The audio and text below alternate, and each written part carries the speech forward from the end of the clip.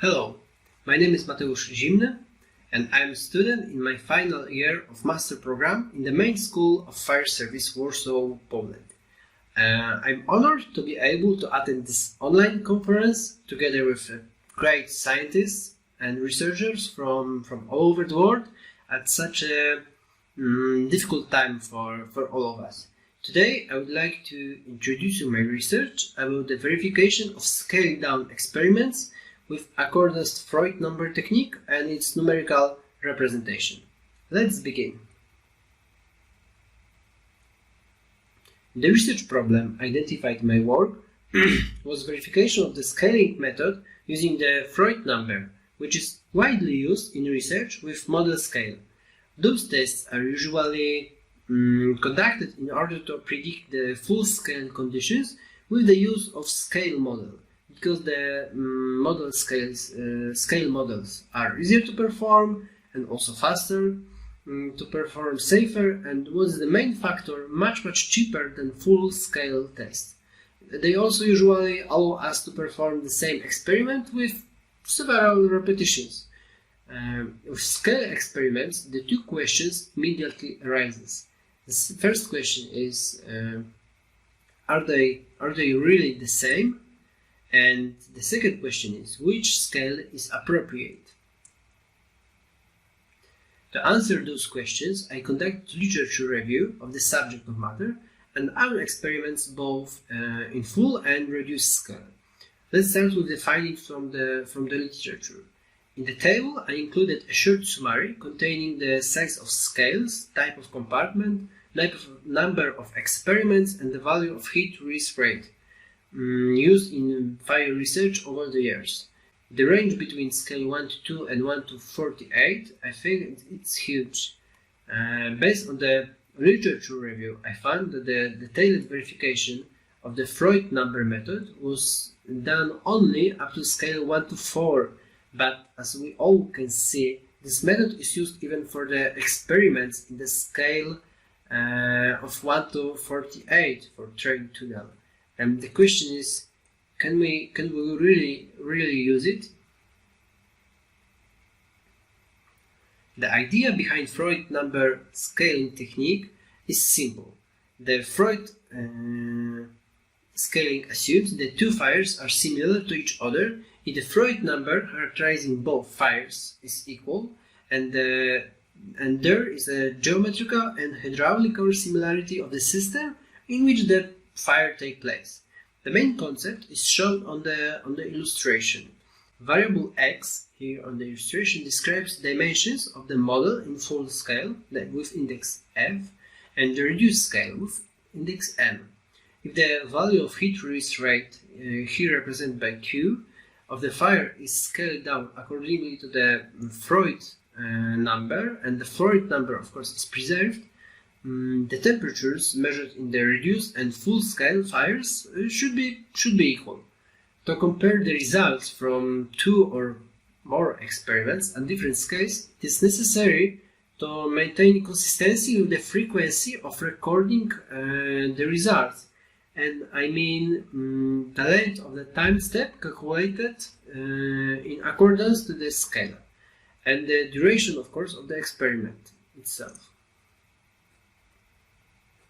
The Froude-number scaling technique allows you to easily convert parameters from model to real scale and back. In the table, I have listed the most common scaled parameters. Those are not all. The full list of the 28 parameters was the first time introduced in the book Fire Research Abstract and Reviews from 1969. If we reduce the model proportionally to the appropriate scale, of course, the fire area, velocity, and even the duration of the test should be the same in the model and full scale accordingly. As I mentioned before, keeping the model similarity should result in a constant temperature for both scales. Therefore, the temperature has been chosen as a comparative parameter in all conducted experiments. As part of the research work, I have conducted hand calculations consistent with the basic scaling theory mentioned before. Together with Wojciech Węgrzyński, we have also prepared the fire experiments in full and reduced scale, and the scale was 1 to 4. After the physical test experiments, computer simulations were performed for scales tested in physical experiments and also for another 4 additional scales sizes. The 6.70 FDS code version was used, and here we can see the comparison of the size for each model from scale 1 to 1 to 1 to 50. Physical experiments were conducted in 2 series, Series A and Series B, both for scales 1 to 1 and 1 to 4. The difference between those 2 series was size of the tribuheptane. The amount of heptane in each test, in each experiment, was the same. This has resulted in change of maximum value of heat release rate and the time of duration of the fire itself. Those 2 pictures show the flame height in 2 measured scales. Left one in full scale experiment and the right one in model scale experiment. The flame height for both scales is in line with the hand calculation. Each physical experiment was repeated 3 times to check if it's repetitive. As we can see on the attached charts, in each test the measured mean temperature in hot gas layer is almost the same. Even higher agreement is in model scale than in full scale for both series. Comparison of mean temperature between full and model scale for series A and B is on those charts. The time step is calculated in accordance to the theory. As we can see, there is some difference between the scales, but they are lower than 10%. And also the main shape and the duration of each phase, fire phase, is similar. The same kind of comparison was prepared for temperature in the flame center line. Here agreement is higher in series A, but still in series B is within the error limits of error. The very next step in the conducted work were the CFD simulations. We prepared 3D model of the Building Research Institute laboratory from Warsaw, Poland in full scales, and then it was scaled down accordingly to the scale. Each model was fitted with 2D slices of temperature and a measuring matrix made up of point measuring devices. The 5 cm grid size in full scale was chosen. For each scale in the computer models, parameters like model dimensions and grid size was geometrically scaled down. Thanks to that, the total number of grid cells and the distance between each measuring device was constant. After the deep consideration of 3 grid size, the 20 cm, 10 cm and 5 cm, the 5 cm grid size was chosen. At the beginning of our work, we also tried to check and compare to other the 2.5 cm grid size, but it was almost 40 million cells, and unfortunately it was too much for our computers. The highest difference was between 20 and 5 cm, which was rather obvious, but there was also a difference between 10 and 5 cm. Based on that comparison and the capacity of our computer resources, the 5 cm mesh size was chosen. The pictures, which you can see here, were prepared with Python, Matplotlib, PyPlot library. Data in this table summarizes all input parameters for each simulated scenario. And here also we can see the difference in try size, burning time, and the length of the time step for each simulation. Before all mentioned simulations were performed, it was checked whether the results from the computer simulations of the performed physical tests are consistent. And green and blue lines represent the results from CFD simulations, and red and ruby lines, sorry to all women present, represent the results from physical experiments. The obtained results are almost completely overlapping. Based on this, it has been found that since the FDS program well reproduce results from conducted physical tests, additional simulation can be made for the other scales we are interested in, from 1 to 10 to 1 to 50. But here was not so shiny, and the upper figures represents the mean smoke layer temperature for all scales investigated in the CFD analysis. The main findings is that the mean layer temperature decreases with the scale. Similar differences were also observed for the maximum center line plane temperature, as shown on those two lower charts. The results from the scales to 1 to 10 are within the error, but the scales with bigger reduction are not.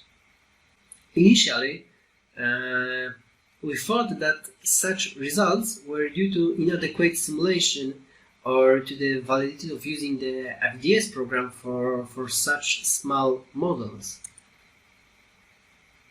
But here is the comparison of the results from simulations of Series A, experiments from FDS and ANSYS Fluent software.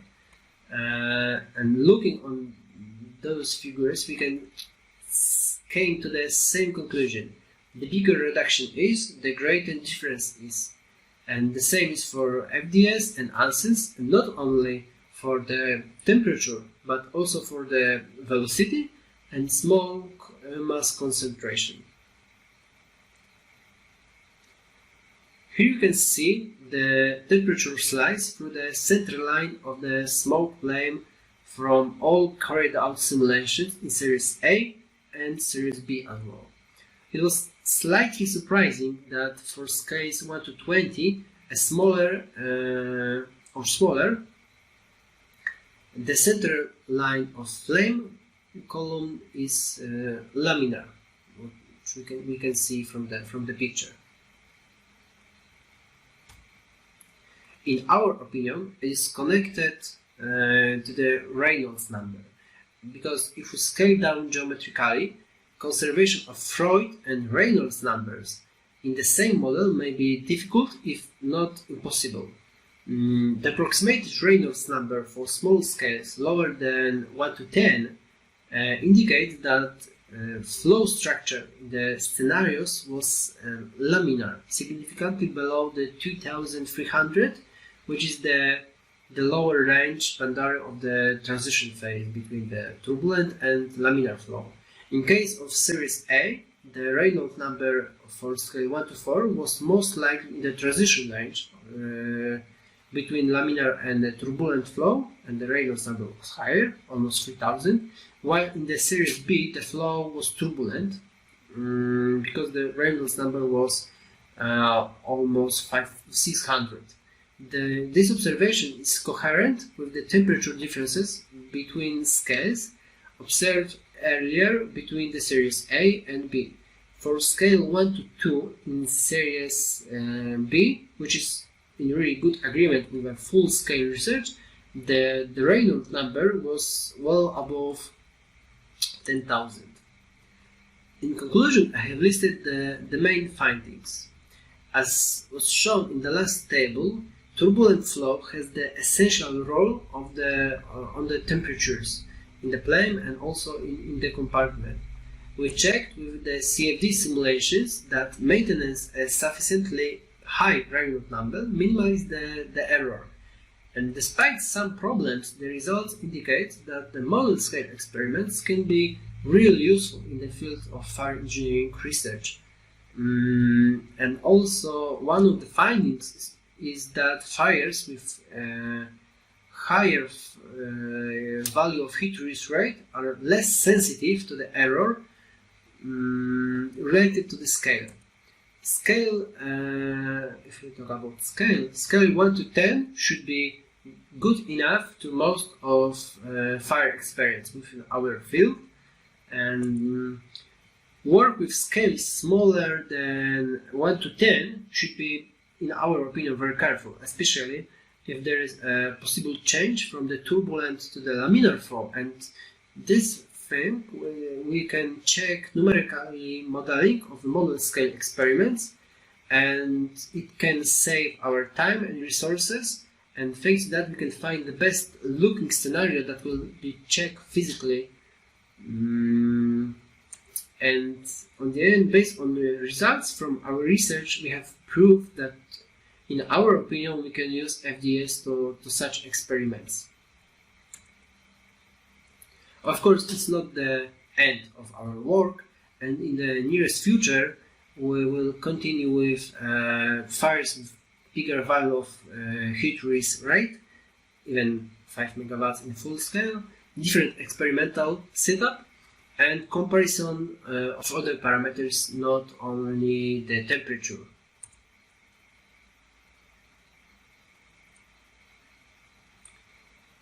If you have any questions, please write to me or ask in the comment section.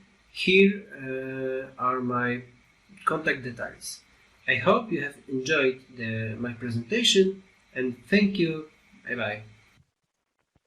Yeah, and thank you, Mateusz, for your talk too. I really appreciate your contribution. And so there's a question coming in here. So did you change the radiation or radiative fraction in your simulations? We checked it, but there was no big influence, and we stay with the device value of 100 angles. If I correctly understand the question. Yeah, so the radiative fraction, I think default is 35%, but then there's also the radiative angles. Yeah, of course. Yeah. And so you kept with the default number of ray angles of 100, yes, and then also the radiative fraction itself of 35%. We checked, and there was almost no any difference. So we stay with the default value. Okay. Yeah, Kevin's just making a comment about smaller fires typically have smaller radiative fractions. Maybe it's something we need to check more detail in the future research. Great. Let's see if anything else comes in. Okay. Now will be the time for it. Yeah. And yeah, we hope to get the questions earlier than later. So yeah. Unfortunately, we only have a certain amount of time, so we have to go quick. Randy brings one in. Do you think the bench scale experiments being done for wildfires have value? It's a difficult question. I'm not that deep into the wildfires experiments, but I think they yeah, Mateusz, you're just a little bit garbled, so let's see if your audio clears up. Maybe there he will That's be better. Yeah, it's yeah. better. Okay. Yeah. So I'm not sure, but I think that they have a really high potential for that kind of experiment. I did not any research in that field, but I think it can help, really help. Like in some of the, yeah, something like this. Great. Okay. Okay, we'll see if there's anything else here. And if not, we'll go ahead and kind of wrap it up. Yeah, so we'll wrap this up here. Thank you very much for your participation again and your time here in the chat. Thank you, And too. we'll see you later. Thank you. So we'll move on now to See our you. networking break. Bye-bye.